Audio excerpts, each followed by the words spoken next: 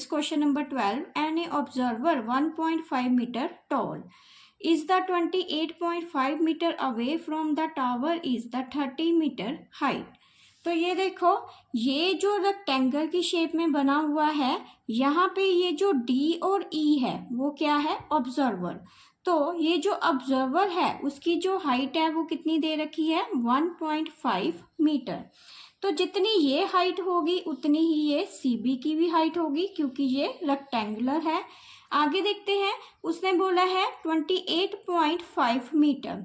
तो ये एक टावर दिया हुआ है जिसकी जो हाइट है वो कितनी है, 30 मीटर.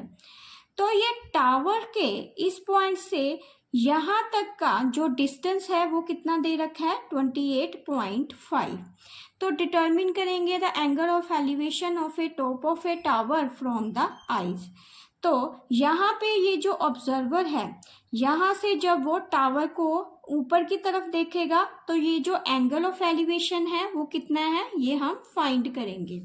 तो पहले देख लेते हैं, यहाँ मैंने लिखा है जो C D equal to B E, क्योंकि ये रेक्टेंगल है, जितनी हाई ये बी ई का डिस्टेंस है उतना ही ये सी डी का भी होगा.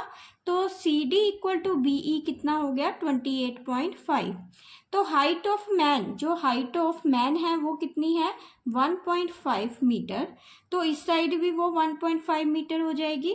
आगे लिखा है मैंने सी डी और E F is a rectangular. अगर ये रेक्टेंगुलर है तो ये मैंने पहले ही बता दिया है कि जितनी हाइट ये है उतनी ही ये है. आगे हम एंगल ऑफ एलिवेशन निकालेंगे.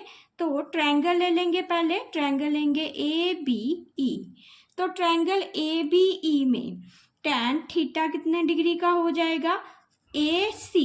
तो यहाँ पे पहले हम परपेंडिकुलर अपॉन बेस देखेंगे. परपेंडिकुलर कितना है, ए बी अपॉन बेस कितना दिया है, बी ई.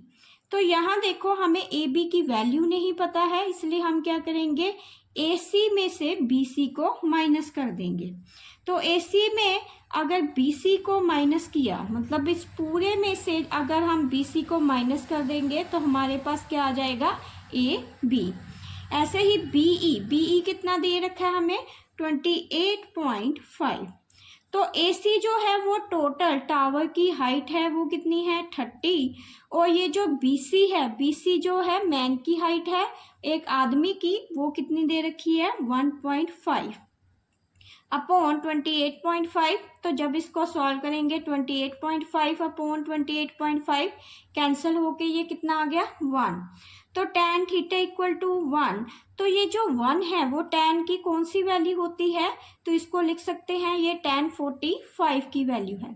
तो tan कैंसिल हो जाएगा, तो थीटा कितना आ गया, 45 डिग्री. तो यही था, हमें एंगल ऑफ एलिवेशन बताना था top of the tower from the eyes.